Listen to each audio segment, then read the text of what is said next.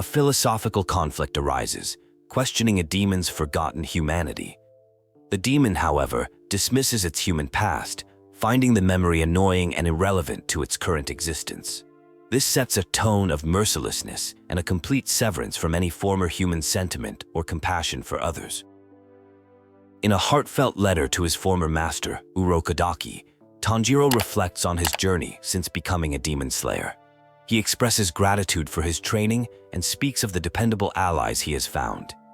The letter conveys his growth, determination, and the bonds he has forged. Tanjiro mentions the recent passing of the Flame Hashira, Kyojuro Rengoku, describing him as a respectable and kind person.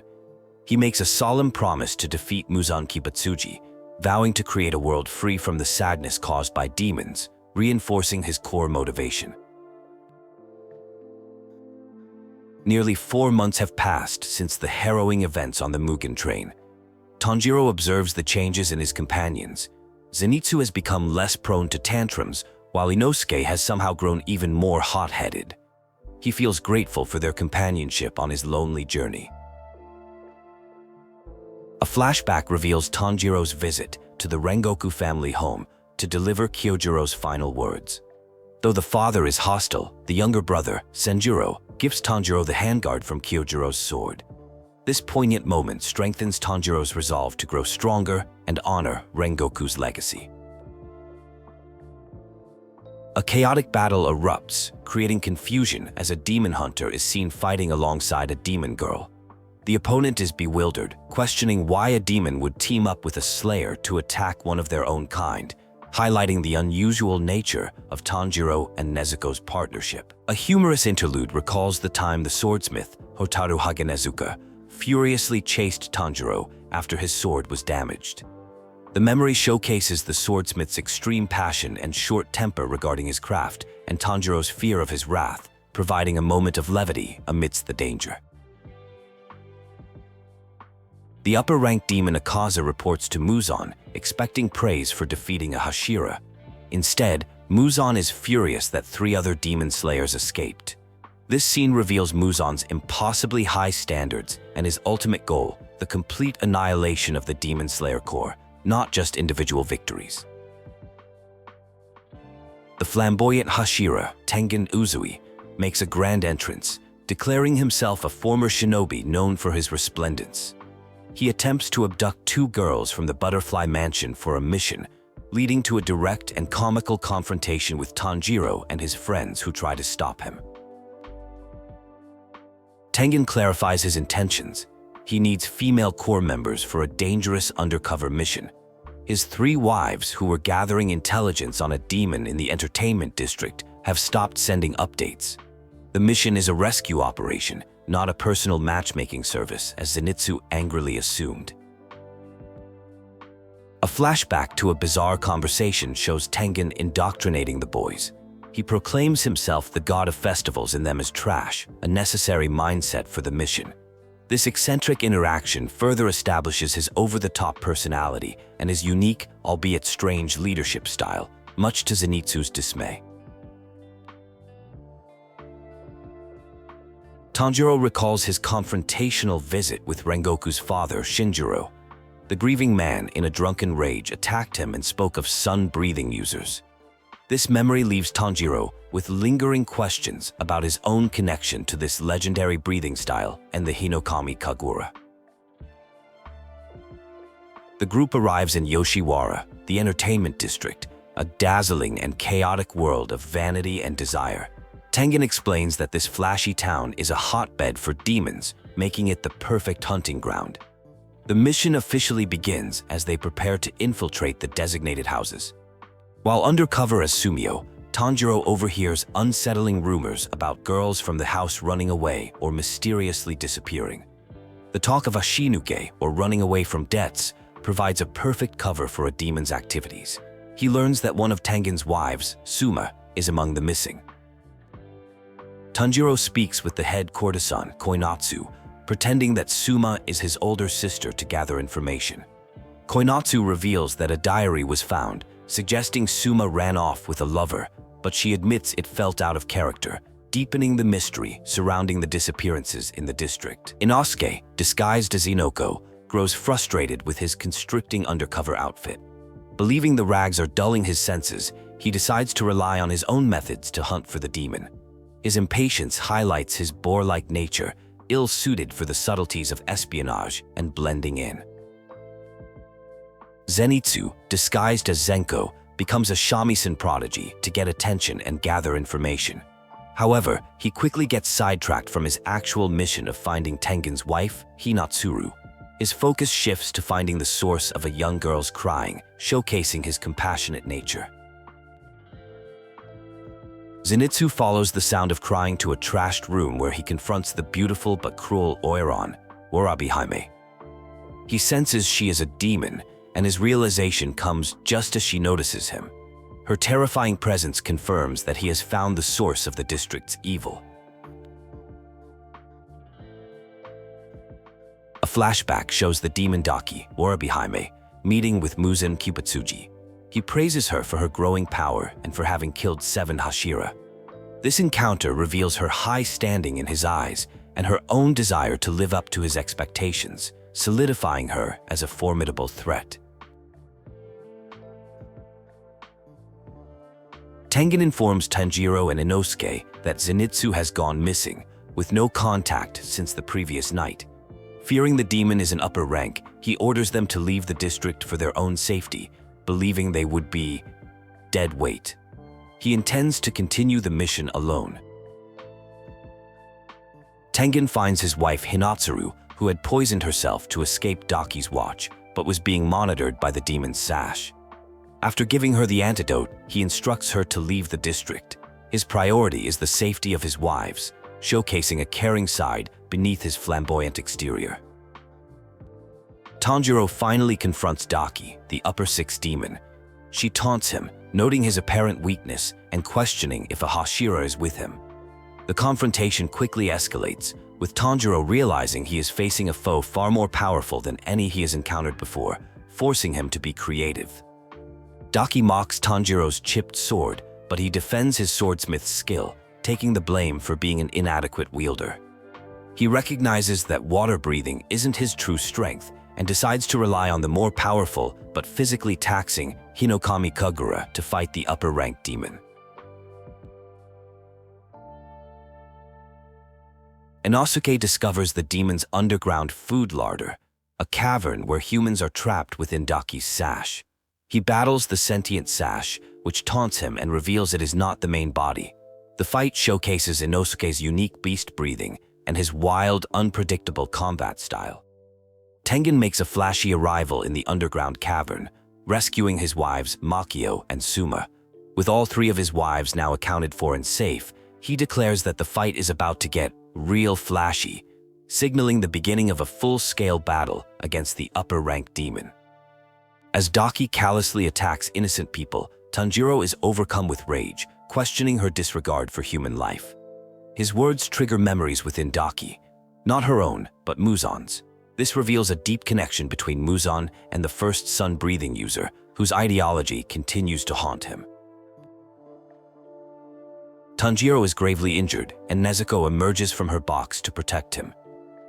She confronts Daki, who recognizes her as the demon traitor Muzan has been searching for.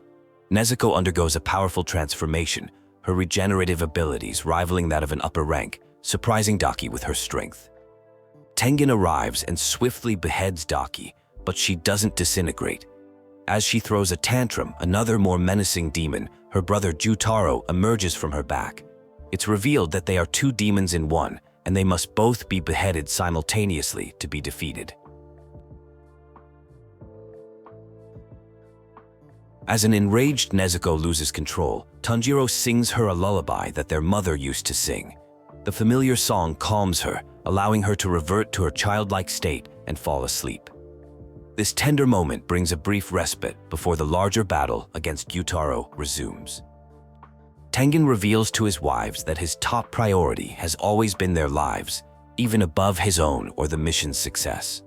This flashback provides insight into his character, showing that beneath his flashy exterior is a deep sense of love and responsibility for his family. Jutaro mocks Tengen for being born with talent, but Tengen retorts that true prodigies exist, like the one who became a Hashira in just 2 months. He reveals he is not special, but a trained shinobi immune to poison, a skill that gives him an edge in the fight. With Zenitsu and Inosuke joining the fray, the full-scale battle begins. Tengen deduces they must behead both Jutaro and Daki simultaneously. The Demon Slayers coordinate their attack, with Tanjiro and the others focusing on the weaker Daki, while Tengen holds off the deadly Jutaro. Inosuke successfully beheads Daki and runs off with her head to prevent reattachment. However, Jutaro suddenly appears and impales him from behind. The shocking turn of events leaves the others horrified as Zenitsu is buried under rubble and Tanjiro faces the enraged demon brother alone. Jutaro offers a battered Tanjiro the chance to become a demon, but Tanjiro uses the opportunity to land a surprise headbutt, stabbing Jutaro with a poison-laced kunai. Despite his weakness, Tanjiro's sheer determination and clever tactics allow him to create a crucial opening. Just as Jutaro is about to kill Tanjiro, a recovered Tengen intervenes, revealing he stopped the poison from circulating by using his muscles to halt his own heart. He unveils his musical score technique, a method of analyzing his opponent's rhythm to predict their attacks and turn the tide. In a climactic, coordinated assault, the Demon Slayers achieve the impossible. Zenitsu uses his fastest attack to keep Daki's neck extended, while Tanjiro, channeling all his strength and Rengoku's spirit, finally decapitates Jutaro just as Tengen holds him off. Both demons are beheaded simultaneously. After the battle, Nezuko uses her blood demon art to burn away the deadly poison from Inosuke and Tengen, saving their lives. Her unique ability, which only harms demons and their poison, proves to be a crucial, life-saving power that solidifies her value as an ally. In the afterlife, Jutaro and Daki, recall their tragic human lives. Jutaro tries to send his sister towards the light, wanting a better life for her, but she refuses to leave him. They promise to always be together, and so they walk into the flames of hell, side by side. Kaguya Ubuyashiki rejoices at the news of an upper rank's defeat for the first time in a century. He sees this victory as a major turning point in the war against demons, believing fate is beginning to shift dramatically in humanity's favor, setting the stage for Muzan's eventual downfall. At the Infinity Castle, Muzan summons the remaining upper ranks. He is furious about Gyutaro's defeat and expresses his disappointment in their failures, particularly their inability to find the Ubuyashiki family. His frustration sets a new, urgent tone for the demons as the final conflict looms. 2 months after the battle, Tanjiro awakens from a coma. He has a strange, vivid dream about one of his ancestors, Sumiyoshi, and a mysterious swordsman with familiar earrings. This dream feels like an inherited memory, hinting at a deeper connection to the history of demon slayers. Tanjiro receives permission to visit the hidden swordsmith village to get a new sword from the elusive Haganezuka. The journey is shrouded in secrecy, with him being blindfolded and passed between guides to protect the village's vital location from being discovered by demons. The village chief, Techin, informs Tanjiro that his swordsmith, Hotaru Haganezuka, has gone missing again after a temper tantrum. He assures Tanjiro that they will find him and assign a new smith if necessary, while also recommending the village's healing hot springs for his recovery. At the hot springs, Tanjiro meets the love Hashira, Mitsuri Kanroji, who is comically upset that someone ignored her. Her cheerful and slightly ditzy personality is a stark contrast to the other Hashira. She tells him about Genya Shinazugawa, who is also in the village. Before leaving, Mitsuri tells Tanjiro about a secret weapon hidden in the village that can make him stronger. This cryptic clue sparks Tanjiro's curiosity and sets him on a new side quest, turning his visit into a potential treasure hunt for power beyond just a new sword. Tanjiro discovers the missed Hashira, Muichiro Tokito, arguing with a young villager named Kotetsu over a mechanical training doll. Tokito's cold, logical demeanor clashes with Tanjiro's empathetic nature as he dismisses the swordsmiths as mere weapon makers who cannot save lives, prompting Tanjiro to intervene. The training doll, called Yoriichi Type 0, is revealed to be modeled after a legendary swordsman from the Sengoku period, the same man from Tanjiro's dream. This confirms the connection and suggests that the doll holds secrets to the power of the original sun-breathing user. Kotetsu puts Tanjiro through a hellish training regimen with the Yoriichi doll, depriving him of food and water to push him past his limits. This brutal training, though reckless, begins to hone Tanjiro's senses, allowing him to perceive attacks in a new way beyond the opening thread. After Tanjiro finally lands a decisive blow on the doll, its head breaks off, revealing a 300-year-old sword hidden inside. Just then, a dramatically muscular Haganezuka appears from his mountain training, determined to restore the ancient rusty blade using his family's secret polishing techniques. Two upper-ranked demons, Joko and Hantengu, infiltrate the swordsmith village. Having located the hidden sanctuary, their goal is to cripple the Demon Slayer cores by eliminating their weapons supply line. Their sudden, shocking appearance marks the beginning of a desperate, village-wide battle for survival. As Tokito is about to abandon Kotetsu to prioritize his mission, he recalls Tanjiro's words about helping others. This, combined with a fragmented memory of Kaguya Ubuyashiki, causes a shift in his thinking. He decides to protect the child, a pivotal moment of change for the detached Hashira. The upper five demon, Joko, reveals himself.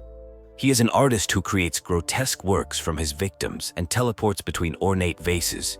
He traps Tokito in a water prison pot, a blood demon art that suffocates its victim, leaving the swordsmiths vulnerable to his attack. As chaos erupts in the village, Mitsuri Kanroji arrives to defend the villagers. Wielding her unique, whip-like love-breathing sword, she swiftly deals with the smaller fish-like demons created by Joko, showcasing her incredible flexibility and strength and providing a beacon of hope for the terrified residents. Trapped and running out of air, Tokito remembers Tanjiro's belief that someone will always come to help. This triggers a flood of memories, allowing him to recall his past, his parents, and his twin brother Yuichiro. The rediscovery of his past breaks him free from his emotional detachment. Freed from the water prison, a changed Tokito confronts Joko. A mysterious mark appears on his face as he taps into a new level of power. He mocks Joko's art and prepares to end the fight quickly, no longer the detached, logical Hashira he was before his memories returned. Tokito unleashes his self-created seventh form, obscuring clouds, which manipulates movement to create an illusion of mist. He uses it to effortlessly decapitate the true form of Joko, showcasing the immense power unlocked with his awakened memories and Demon Slayer mark, securing a swift victory over the upper five. A flashback reveals Tokito's tragic past. His brother, Yuichiro, was pragmatic and cynical, believing only chosen people could help others. After a demon attack killed his brother, Tokito was consumed by a rage that fueled his relentless training, though he later lost these painful memories. Genya reveals his secret ability. By devouring parts of a demon, he can temporarily gain their powers and regenerative abilities. This shocking and unconventional method is the only way he can fight on par with other slayers, as he is unable to use traditional breathing techniques. As Tanjiro's sword is trapped, Nezuko covers it with her blood. Her blood demon art heats the blade, turning it crimson red. This exploding blood sword is reminiscent of the legendary sun-breathing user's blade, giving Tanjiro the power to harm Hantengu's durable clones. Tanjiro realizes that beheading Hantengu's 4 emotional forms isn't the key to victory. He smells a 5th, hidden demon nearby, the main body. The true objective is to find and eliminate this tiny, cowardly core while the powerful clones continue their relentless assault on them. Just as Tanjiro is about to be killed by the final, most powerful form of Hantengu, Hakuten, Mitsuri Kanroji arrives. She saves him at the last second, preparing to face the immensely powerful demon herself so that Tanjiro and the others can pursue the main body. Mitsuri pushes past her limits fighting Zohakuten, unlocking her own Demon Slayer mark. She recalls her past, where she was shamed for her unnatural strength and appetite. Now, embraced by the Demon Slayer core, she unleashes her full power, determined to protect her newfound home. Tanjiro, Nezuko, and Genya corner the tiny main body of Hantengu. It runs frantically, crying about being bullied while they pursue it relentlessly. The chase is a stark contrast to the epic battle with his clone, highlighting the demon's inherent cowardice despite his immense power. As the sun rises, Tanjiro faces an impossible choice: pursue the escaping demon or save Nezuko, who is burning in the sunlight. In a heart-wrenching moment of sacrifice, Nezuko kicks him toward the demon, urging him to win, accepting her own demise for the sake of the mission. Fueled by Nezuko's sacrifice, Tanjiro uses the Hinokami Kagura to finally behead Hantengu's main body. He succeeds, but is overcome with grief, believing he has lost his sister forever. The victory feels hollow as he mourns the ultimate price that was paid to achieve it. Miraculously, Nezuko survives the sunrise, having conquered the sun. She can even speak, welcoming her brother back. This unprecedented development changes everything. Muzan now knows of a demon who is immune to sunlight and will stop at nothing to devour her to achieve his own immortality. In a flashback, Muzan recalls his human life as a nobleman in the Heian period, where a doctor's experimental medicine turned him into the first demon.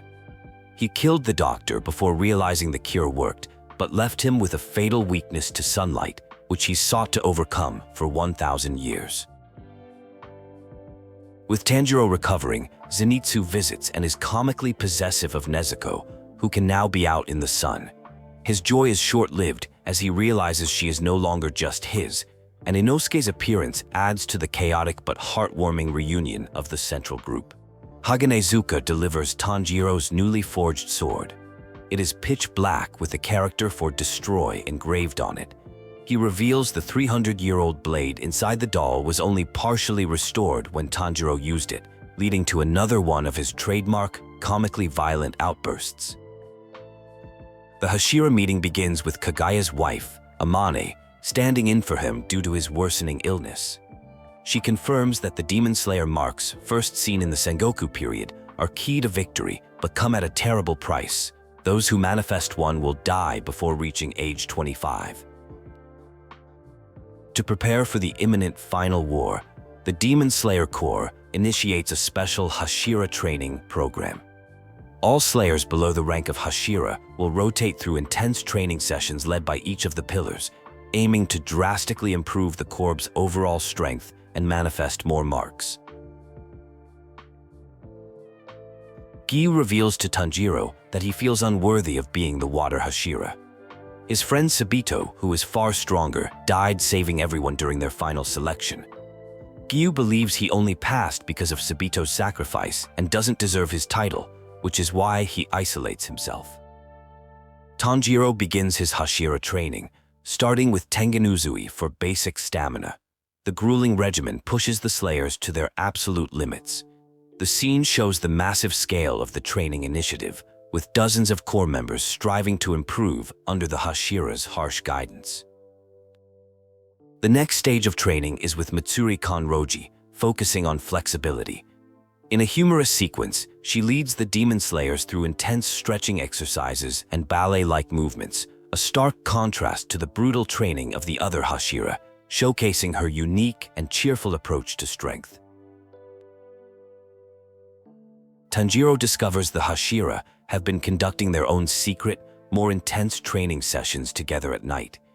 He is invited to join them, sparring with Tokito and the Serpent Hashira, Obanai Iguro. This provides him with invaluable experience against multiple high-level opponents at once. The training under the Wind Hashira, Sanemi Shinazagawa, is pure brutality. He engages the Slayers in relentless, full-contact sparring with no breaks. His violent and aggressive style is meant to forge them in the crucible of a life-or-death battle, pushing them far beyond their perceived limits. A confrontation between Sanemi and his younger brother Genya turns violent after Genya reveals he ate demons to gain power. Sanemi, who despises demons, brutally attacks him. Tanjiro intervenes, leading to a chaotic brawl that gets his training suspended, leaving the brothers' relationship more fractured than ever. During his training with the stone Hashira, Gyomei Himejima, Tanjiro struggles to move a giant boulder. Genya advises him to use repetitive motion, a technique to achieve maximum concentration by repeating a predetermined action, similar to how Gyomei chants a sutra to focus his power. Gyomei reveals his tragic past. He was wrongly imprisoned for murder after a child he cared for lied to save himself from a demon. This experience made him distrustful, especially of children. He commends Tanjiro for his earnestness, finally dispelling his long-held doubts about others. During training, Zenitsu becomes quiet and determined, telling Tanjiro he has something he must do on his own. This uncharacteristic seriousness hints at a personal mission, likely related to his past and his former senior, Kaigaku, who also became a demon and has a score to settle. For his final trial, Tanjiro spars with Giyu Tomioka, who now fights with his full strength. The battle is a culmination of everything Tanjiro has learned from the other Hashira. It's a test to see if he can integrate all the different skills into his own fighting style. The final battle begins as Muzan Kibutsuji arrives at the Ubuyashiki mansion. Kagaya Ubuyashiki, having anticipated his arrival, sacrifices himself in a massive explosion to wound the Demon King. This selfless act serves as the signal for the Hashira to converge and attack. As the Hashira attack the wounded Muzan, he traps them all within his shifting, extra-dimensional infinity castle. He declares his intent to massacre every last demon slayer by sunrise, setting the stage for the final desperate war where humanity's fate will be decided once and for all.